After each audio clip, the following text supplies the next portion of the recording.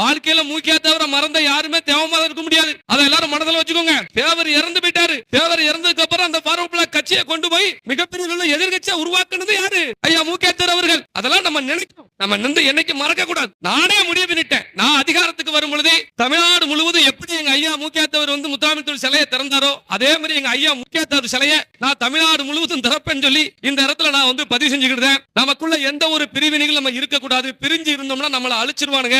ஒவ்வொரு காலகட்டத்திலையும் ஒவ்வொருத்தன் நம்ம காப்பாத்த ஒருத்தன் உருவானா அழிக்கிறதுக்கு 10 பேர் உருவாகுதான். அதெல்லாம் நம்ம தடுக்கணும் அப்படின்னு சொன்னா, நம்ம பெண் பிள்ளைகளை பாதுகாக்கணும் அப்படின்னு சொன்னா நம்ம எல்லாம் ஒற்றுமையோடு இருக்கணும்னு சொல்லி நான் வலியுறுத்த விரும்புறேன். இளைஞர்கள் நிறைய பேர் வந்திருக்கீங்க. அத்தனை இளைஞர்களுக்கு சொல்றேன், மது போதையில சிக்காம குடிங்கிற ஒரு மிகப்பெரிய ஒரு அரக்கனை நீங்க எல்லாம் விடணும். விட்டுட்டு குடும்பத்தை பார்க்கணும் அப்படின்னு சொல்லி நேரத்துல கேட்டுக்கிறேன். என் கட்சியா இருந்தாலும் சரி, என் கட்சி நிர்வாகிகளுக்கும் நான் சொல்லக்கூடியது அதே தான். ஒன்னே ஒண்ணுதான், குடும்பத்தை விட்டுட்டோம். குடும்பத்துக்கு சோறு போடாம குடும்பத்துக்கு உழைக்க